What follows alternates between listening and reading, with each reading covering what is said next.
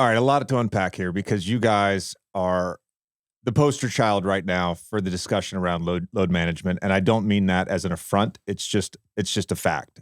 You're the team that gets brought up more than anyone, whether it's you or specifically Kawhi. A lot of times, um, and you mentioned the back to back, and I just want to note that unless it was just a crazy travel where you're going all the way up to Portland or Hmm. you're changing 2 time zones, going east to Denver, I think there was like a study one time, and they were like 68-2 over a long stretch with teams that played in Pacific time, then went to Denver for the second night of a back to back. Other than those like anomalies, I agree with you completely. There's something about playing a game on consecutive days. Your body and the flow and the rhythm is there. So without question, I enjoyed it as well. Um, there's a video circulating that after the game against Sacramento where I don't know what quite you asked. There was some lip reading where you're like, "Do you want me to finish it? Do you want me to finish it?" And they didn't put you back in the game.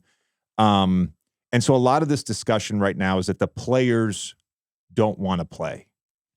And I'm sure there's two-way communication, but specifically with your team, with you and Kawhi on this load management issue, what is sort of the communicative process like when you guys talk to the medical staff?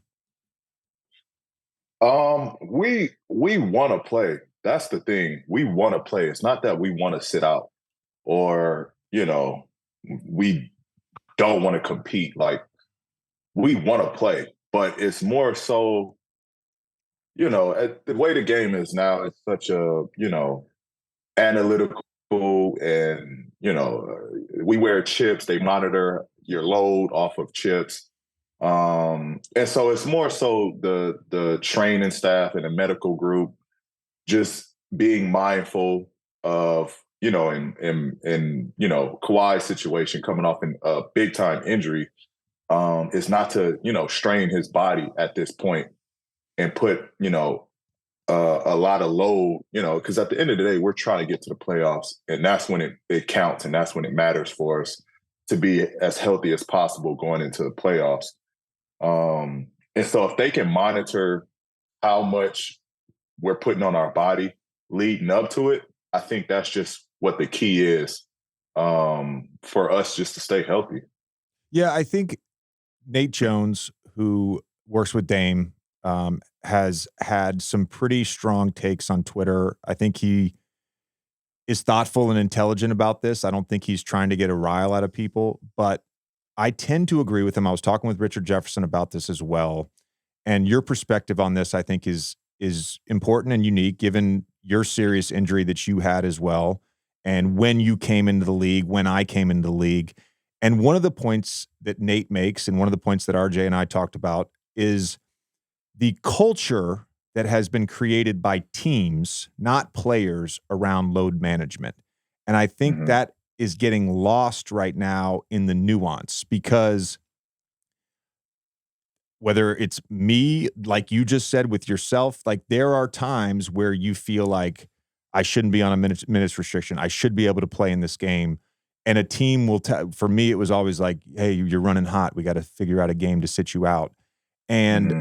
as an older player that didn't grow up in that culture, it was very easy for me to sort of be like, no, I'm going to play, or okay, I won't fight you on this one or whatever.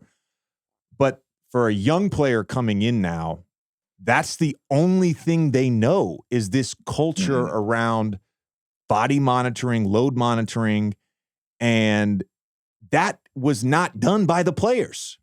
Hmm. I think it starts off like when I first came in the league, and you came in the league a lot uh, uh, longer than I did. Not trying to age you at all, JJ. It's all right. But The older we get, the older, just first of all, Paul, the older you and I get, the closer you are in age to me. You realize that, right? that's true. That is true. But when I came in the league, like, and I went to a blue collar team that worked extremely hard. That was like the norm. Like practicing hard, the 2 days on training camp, like that was just like that was the norm to me. And I enjoyed it and I loved it because it helped prepare me mentally, it helped prepare me physically. Like it prepared my body for what was to come in a long season. And I think now they're like teams don't really practice. We're not getting up and down. There's just it's a lost art when it comes to that hard practicing. And I think that's why there's so many injuries that's going on, because guys that have a high low day and then a completely off day and then a high low day. Back then it was you practice hard, you got a game. You practice hard, you got a game. Then you might have a day off. Then you come right back to it. So I feel like your body just built the callus and that you were prepared for a long and rough season, to where injuries there wasn't that many injuries. There wasn't time to take a load off because you felt good to play. You know what I mean?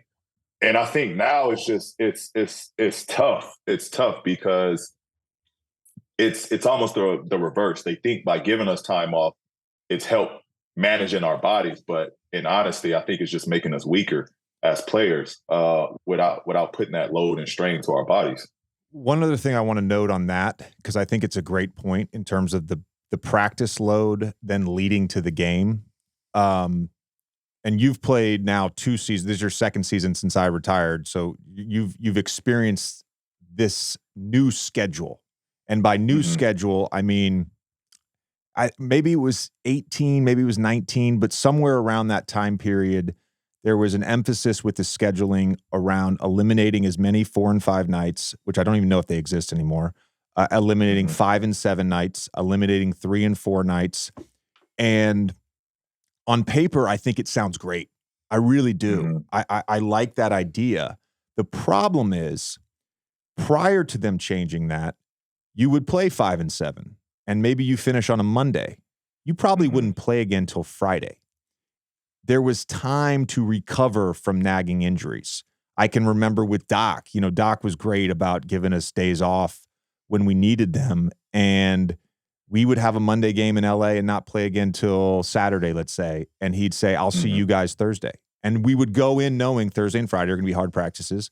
But now I get a little break here to recover. And you go in the gym, maybe you do your maintenance work, maybe you do your training table work, maybe you get your shots. But there was time. And now with the current schedule, it feels like it's game, day off, game, day off. There's no long breaks during the season where you have multiple days. I can't remember if it was T. Lou, but I know it was one of the coaches over this weekend.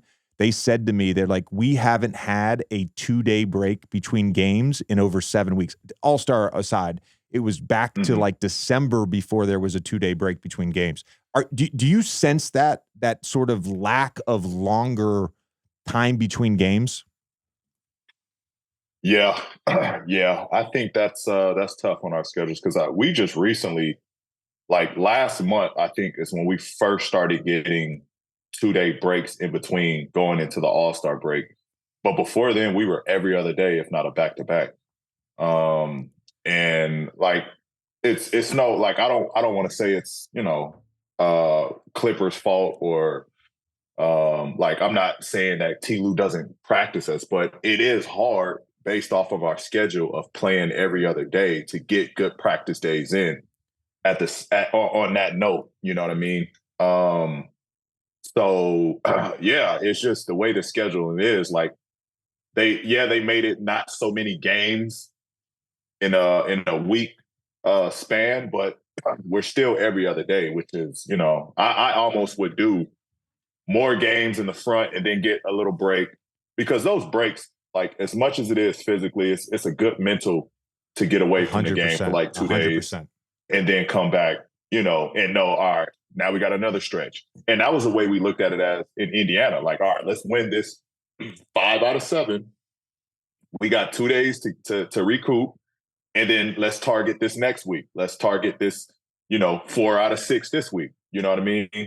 And it's a different game, man. We're adjusting to it and we're trying to figure it out. But I think it is a different game from what we used to play. We hope you had fun with us today. We hope you laughed.